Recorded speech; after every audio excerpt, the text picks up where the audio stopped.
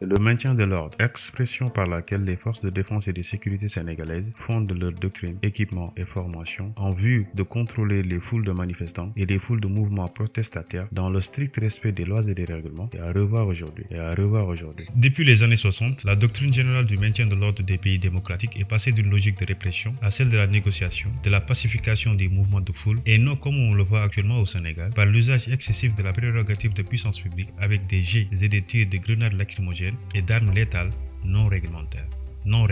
Au mépris du droit positif sénégalais et de la résolution 474 de la Commission africaine des droits de l'homme et des peuples relative à l'interdiction de l'usage excessif de la force publique par les responsables, officiers et sous-officiers de l'application de la loi des États membres. Ce mépris aujourd'hui est la source principale des bavures policières, des arrestations et des détentions arbitraires inutiles. Dans cette vidéo, l'objectif de Black Info est loin de tomber sur la critique facile, mais plutôt d'alerter les gendarmes et les policiers, officiers, sous-officiers à plus de prudence, de responsabilité et de patriotisme, car le Sénégal reste fragile et se confronte au-delà des crises politiques et sociales à de réelles menaces d'origine externe liées à sa situation géopolitique qui se particularise par un environnement comprenant des États fragiles à ses frontières. Le moment est venu de voir la réalité en face sur l'usage réglementaire ou non réglementaire des grenades et des armes létales sur les manifestants. Ce jet de grenades de désencerclement lors d'une manif. Monsieur Ousmane Sonko, pour une affaire de mœurs, Est non réglementaire. Est non réglementaire. Est non réglementaire. 4 mois auparavant, en décembre 2020, et à l'intérieur du campus universitaire Cheikh Anta Diop, visiblement une violation des franchises universitaires, ce policier accroupi entre ses collègues opère un tir à ras du sol avec un lance-grenade de type Cougar sur des étudiants qui manifestaient pacifiquement. Est non réglementaire. Est non réglementaire. Est non réglementaire. Une pratique également interdite. Ces deux exemples sont loin d'être des cas isolés. Ces dernières années, de nombreuses personnes ont été blessées, parfois mutilées par de telles armes. D'ailleurs, la Croix-Rouge sénégalaise, pour sa part des opérations, elle a noté qu'elle a porté secours à près de 590 personnes blessées par l'usage excessif et disproportionné des grenades lacrymogènes. Et le ministre de l'Intérieur, pour sa part, a évoqué un bilan macabre de 14 jeunes Sénégalais tués par des armes à feu dont les calibres sont déterminés et définis par un chercheur d'Amnesty International. On a pu faire aussi des analyses des images et des vidéos et des armes qui ont été utilisées, notamment des armes qui étaient utilisées par des hommes armés en tenue civile. Et nos analyses nous ont permis de montrer que les calibres de balles qui étaient utilisés étaient des calibres qui étaient utilisés par la police sénégalaise et par les forces de défense et de sécurité. Si c'est le cas, c'est en violation des principes et lignes directrices de la Commission africaine des droits de l'homme et des peuples qui dit que lors des manifestations, il faut que les forces qui sont chargées du maintien de l'ordre portent des tenues et des uniformes qui permettent de les distinguer. Et sur ce point-là, il faut noter que le gouvernement n'a pas fait preuve de clarté. Les violences au Sénégal entre 2016 et 2021 se sont amplifiées, allant au crime et en live. Car durant ces événements de mars 2021, les Sénégalais ont découvert par des vidéos amateurs des personnes sans aucun signe distinctif des forces de défense et de sécurité se trimballant dans les rues de Dakar et dans sa banlieue avec des armes d'assaut, avançant et tirant aveuglément sur des manifestants pacifiques. Au-delà des tirs aveugles, un tir ciblé et sans aucune suite judiciaire sur le jeune tailleur du nom de Cheikh Wade a particulièrement troublé et choqué les Sénégalais et en particulier les Sénégalais de la diaspora. Ces Sénégalais de la diaspora qui observent de loin et comparent de près les opérations de maintien de l'ordre communément appelées EMO sur d'autres pays où des policiers en France par exemple, sont sanctionnés pour avoir jeté un pavé en direction des manifestants pacifiques. C'est ce CRS qui va être jugé aujourd'hui devant la justice. La scène se déroule le 1er mai à Paris. Sur ces images, un policier lance un pavé vers des manifestants lors d'une nouvelle journée de mobilisation marquée par des violences. Un geste qui conduit pour la première fois depuis le début du mouvement des Gilets jaunes un policier devant les tribunaux. Ce CRS est poursuivi pour violence volontaire, n'ayant pas entraîné d'incapacité de travail. Cette audience inédite intervient dans un climat tendu, quelques jours après le premier anniversaire du mouvement, marqué par une flambée de violence dans certains quartiers de la capitale. Mais pour l'histoire et la postérité, il est à noter que le Sénégal a toujours connu, depuis les événements de 1962, des émeutes et des manifestations avec des morts à déplorer. Mais jamais, au plus grand jamais, des tirs criminels et ciblés n'ont été effectués par des policiers sur des civils. Quand bien même qu'en cette période, la République avait totalement vacillé, poussant le président Léopold Sédar Senghor à faire appel au général Jean-Alfred Diallo, ce dernier ayant, comme le général Tine, une posture de sage, ce que nous rappelle le professeur Bathily dans cette vidéo. Et 68, c'était aussi en Afrique. Pendant quelques semaines, un vent de révolte a soufflé sur le Sénégal. L'université de Dakar a été l'épicentre de cette contestation sociale inédite qui a bien failli faire vaciller le régime du président Senghor. Nous recevons l'un des acteurs et témoins de ces événements, Abdoulaye Bathily. Vous êtes historien, mais avez été également plusieurs fois ministre et député. Est-ce que vous aviez conscience à ce moment-là que vous pouviez faire vaciller le régime Senghor?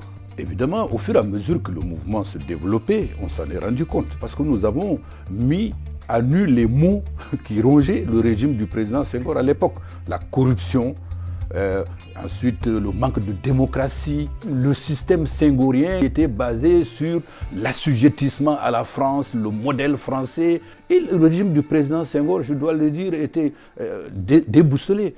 Et en réalité, ce qui a sauvé le Sénégal de tomber sous le coup d'État militaire, c'est grâce à l'intervention du général Jean-Alfred Diallo, qui était le chef d'état-major général des armées. C'est lui, lorsque Senghor, désemparé, lui a dit de prendre le pouvoir, qui lui a dit non, l'armée n'est pas intéressée à prendre le pouvoir, mais il faut obligatoirement que vous vous engagez dans des réformes. C'est ça qui nous a sauvés du coup d'État militaire et qui fait l'exception sénégalaise jusqu'à présent. Enquêter sur leur utilisation et sur le respect des règles encadrant leur emploi. Pour tenter de comprendre comment les forces de l'ordre en font usage, nous avons visionné les images des principaux mouvements sociaux de ces 5 dernières années, publiés sur YouTube. Sur la période, ces journalistes ont couvert 216 manifestations et opérations de maintien de l'ordre.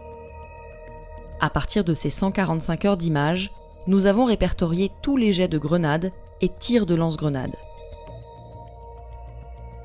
Puis nous les avons analysés pour déterminer s'ils étaient réglementaires ou non.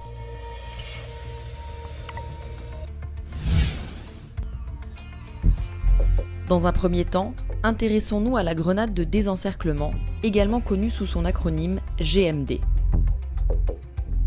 Cette grenade explose 1 seconde et demie après avoir été lancée, projetant dans un périmètre d'une dizaine de mètres 18 galets en caoutchouc. Elle est prévue pour les situations d'encerclement ou de prise à partie par des groupes violents ou armés. Les textes qui encadrent son usage indiquent aussi que, sauf situation de légitime défense, cette grenade doit être lancée au ras du sol. Un pictogramme placé sur chacune d'elles le rappelle très clairement. Nous avons voulu vérifier si cette règle était respectée. La police nationale indique qu'un jet au ras du sol ne doit pas dépasser 50 cm de hauteur. En prenant en compte une marge d'erreur, nous avons considéré qu'une grenade lancée ne pouvait pas dépasser 1 mètre de hauteur au cours de sa trajectoire. Sur les images filmées par 311 lancers sont identifiables.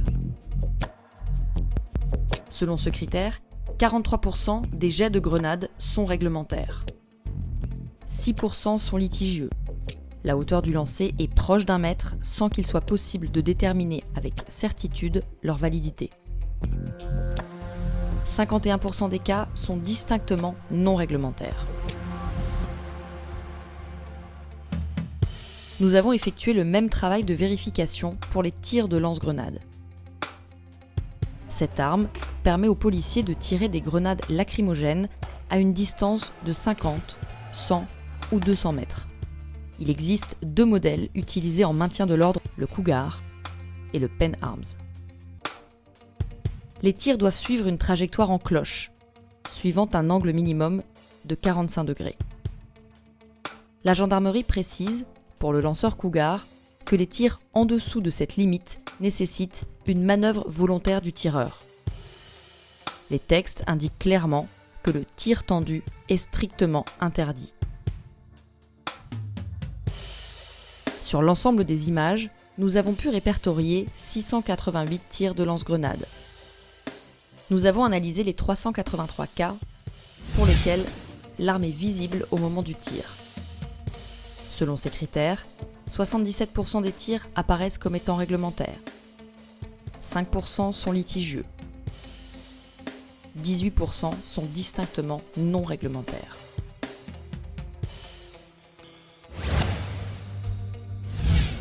De même que ce tir ciblé, calculé, dosé et mesuré sur le jeune Cheikh Wade est totalement contraire à l'esprit de la Commission africaine des droits de l'homme et des peuples qui rappelle aux États membres qu'il existe des principes régionaux et internationaux de droits de l'homme qui guident l'usage de la force, qui reposent sur des principes de légalité, de nécessité, de proportionnalité et de responsabilité. Black Info vous propose donc de voir dans quel cadre et conditions les gendarmes et les policiers peuvent faire usage de leurs armes de service.